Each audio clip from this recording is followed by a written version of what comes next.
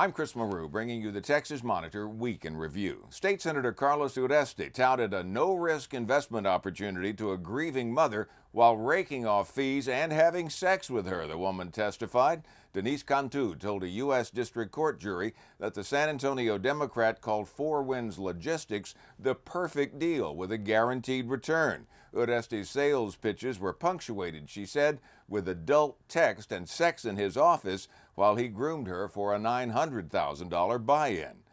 Four Winds, which purchased and sold sand for fracking, went bankrupt less than 2 years later. Cantu lost all but $100,000 of her investment. Uresti is standing trial on 11 counts of wire fraud and other felonies stemming from his work as general counsel and investment finder for the company. If convicted on all charges, the veteran lawmaker could be liable for millions of dollars in penalties and up to 20 years in prison. The University of Texas system, UT Austin, and several other UT institutions have stopped posting their public records production online, shuttering a transparency initiative launched by former UT Regent Wallace Hall.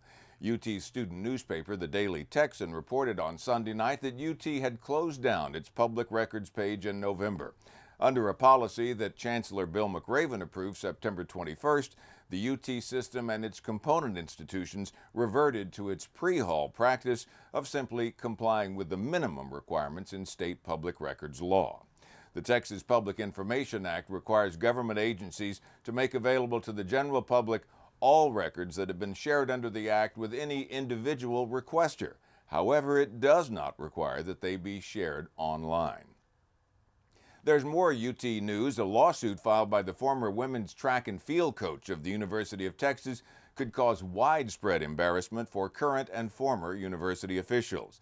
Former coach Bev Kearney filed the lawsuit 4 years ago, claiming that the university had discriminated against her by firing her over a decade-old relationship with one of her athletes, while condoning an affair that football coach Major Applewhite had with a student trainer.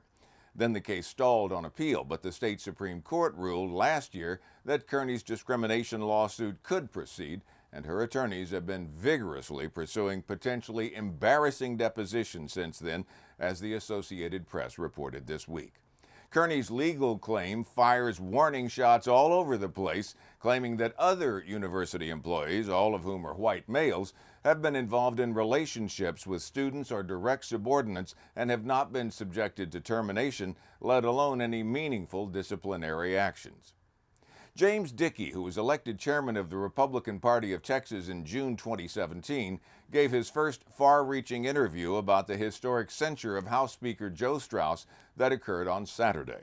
The vote was 44-19 to censure the speaker, who is not seeking re-election, overcoming the threshold requirement that 2/3 of the 64 members must approve. There were 2 censure resolutions proposed. While the one against Joe Straus stood, the one against Byron Cook failed. According to Dickey, we were very deliberative, very cautious. We had a debate. There was an early attempt to stifle debate. That was voted down. The body was able to debate this at great length. You can see the censure resolution at the Texas Monitor. And for more government accountability news around the state, go to texasmonitor.org. You can also follow us on Facebook at Facebook.com/The Texas Monitor and on Twitter at The Texas Monitor. I'm Chris Maru.